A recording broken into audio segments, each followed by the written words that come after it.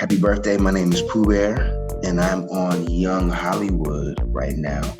And we're discussing the Book of Nabeel, the new single that's out of the album's titled Favorite Human. The video was everywhere. Check it out if you can. Hope it resonates. Happy birthday.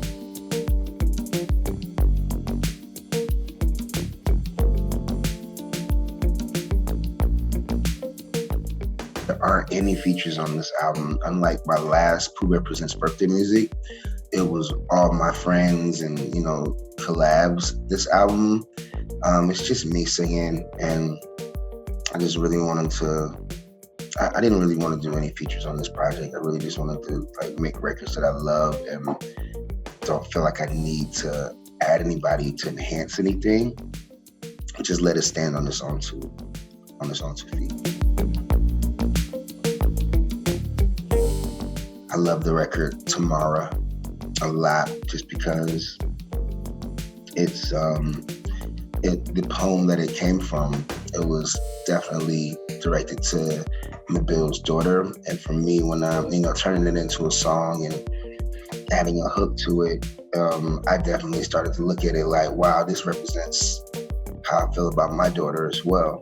And it's just a cool song, just because everybody makes, love records, and there's so many different cliche concepts.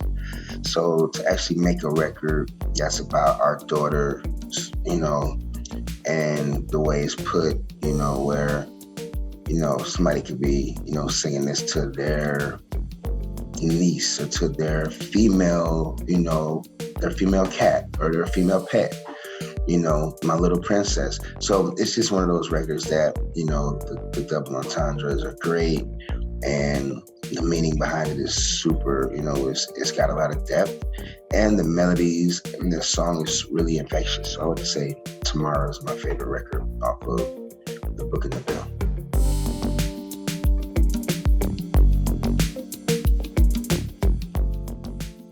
One major tool that I use for the Book of Nabeel that, I definitely wouldn't have did it or done anything without this tool is a specific microphone, SM7 microphone. Very inexpensive mic, $300. A lot of people like to record on, mics that are like $10,000, but for me, those mics pick up your blood going through your vein. They pick up your, if you're hungry, they pick up your stomach growling. And I like to record in the booth. I like to record in the studio, like in the main room. So in order for me to actually do that without the microphone picking up anything, I use the SM7, and that way the mic only picks up like what's directly coming in front of it. And that way I can sit in the room, the control room, with the energy and give my best and not have to go into a recording booth and start over where I'm alone. I see people, I don't know if they're talking about me or laughing at me. So the SM7 was a major tool for me on this project, because it's the only mic that I like to record on, and it allows me to stay in the main control room while I'm recording without have to worry about anything, any other voices being picked up or any other stuff being picked up on the mic. So SM7.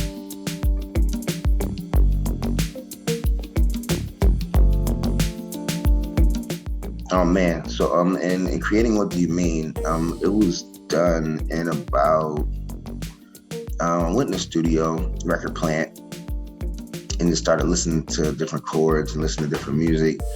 And I had a concept on my phone, and it was like, when you nod your head yes, but you want to say no.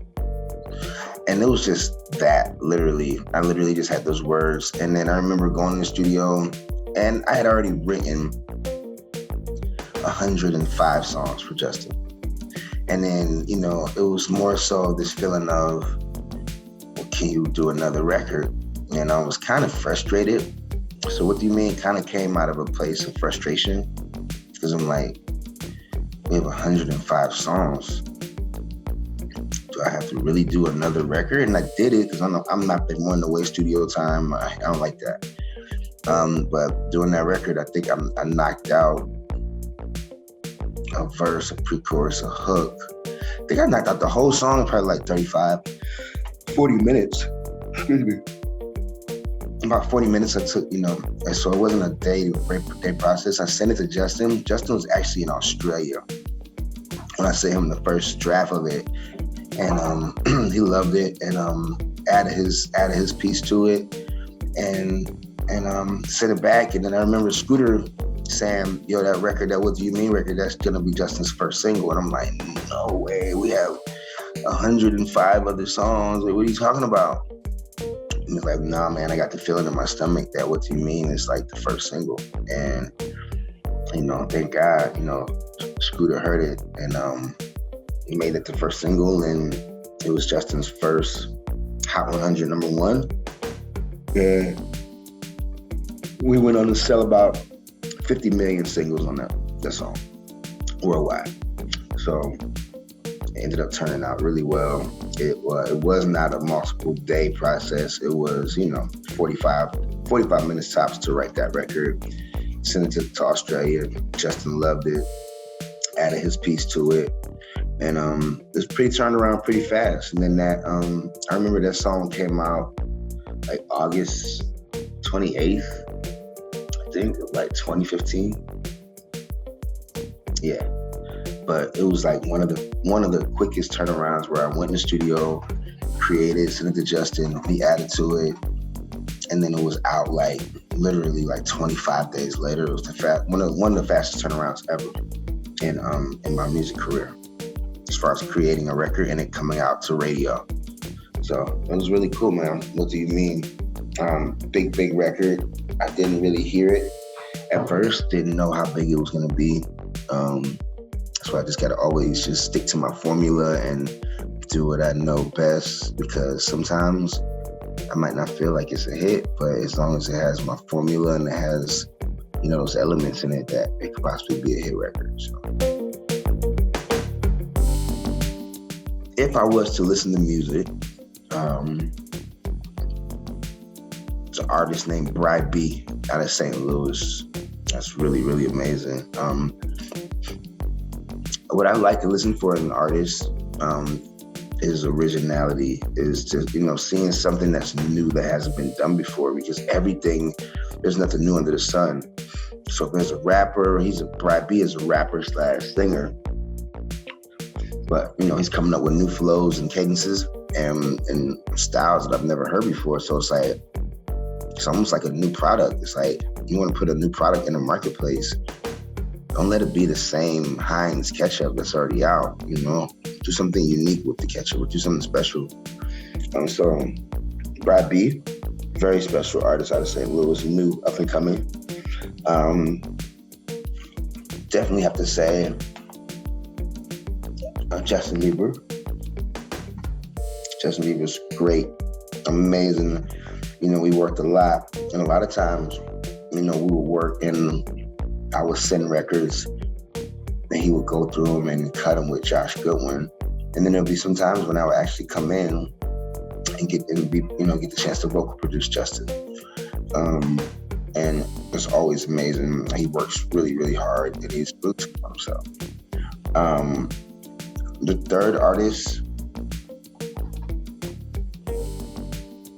I would have to say is Usher. Usher is just hands down is like one of the greatest vocalists of all time.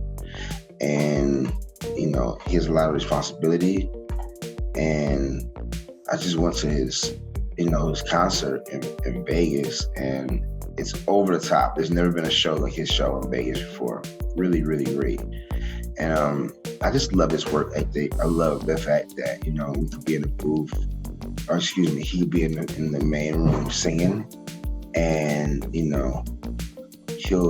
I might think it's right, and then he'll do it like 8 more times just because he's a perfectionist. I thought I was a perfectionist. He's so much of a perfectionist. And he just wants to have the greatest and the best performance ever. And so I would say that Usher is like definitely my third top favorite artist to work with.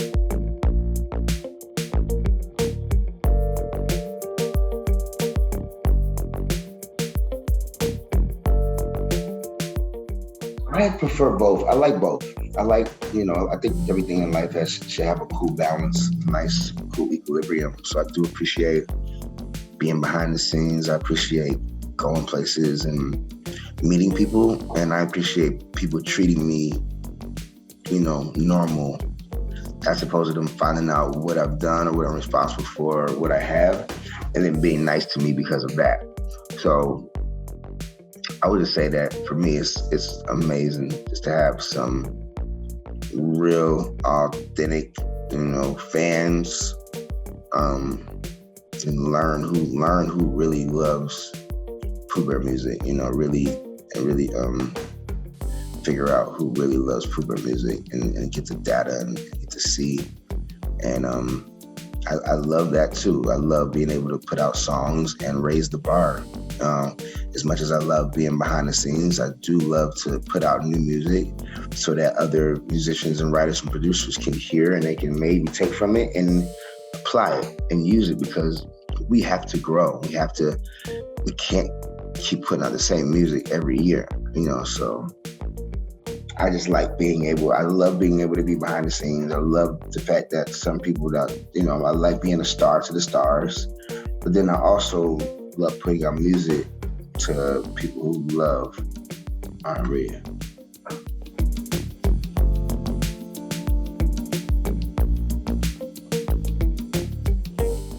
If I had to choose between writing songs for the rest of my life or singing for the rest of my life, I would say writing songs for the rest of my life, just because, I don't have to be in the forefront. I could write songs for other artists. I could be tired as an artist and be like, I still got these great songs, and still place them on major artists or new artists, and they have a chance to make it, as opposed to the song just going into the music abyss. As far as me singing goes, I don't mind singing, but I'm not the guy that just walks around, and I'm not the guy that just takes a shower. I'm not just singing in the shower. I'm not just walking around the house singing. So I would have to say songwriting if I had to choose one, just because of the freedom that's involved with songwriting. Just being able to still live a normal life somewhat.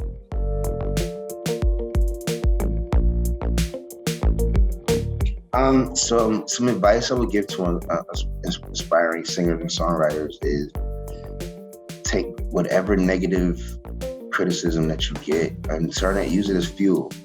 Use it as gas. Use it as, as oxygen on fire. And because that nobody can tell you what you're gonna do. Nobody knows what's written for you. So if you have a dream and it's put inside of you, the best thing to do is just to work hard at it and take that criticism as fuel. And at the end of the day, use your power of manifestation. Visualize where you want to be. Sonically hear the music that you want to create and put the work in. But you gotta visualize exactly what you want to, what type of artist you want to be, what your style is. You have to be very specific in your manifestation. Can't be vague. You can't say, I just want a new house. You have to go and find the actual house that you want. And that's when the manifestation starts, the process from the spirit realm into the physical realm. So using any criticism as fuel and practicing manifestation and being brutally honest, I think is the most number one. That's my number one suggestion. Brutal honesty allows for true growth. If you have people lying to you, telling you that you're amazing, or if you feel like everything you do is amazing, you're going to stay where you are. You're never going to grow. So in order to grow, you have to be brutally honest, even if it hurts, even if somebody's telling you that sucks.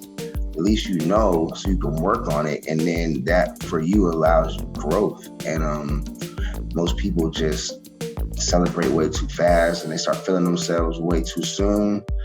And it's all about growing. I never want to feel like I'm not growing, and I've been doing this for 27 years. So that's the number one part of it is when you're listening, when you're recording, when you're listening, doing your music, be brutally honest with yourself about it. Just because you're doing it or it sounds like the last hit on the radio doesn't mean that it's a hit, doesn't mean that it's great. But you got to be brutally honest with yourself so that you're going to say, hey, I want to get better. That sucks.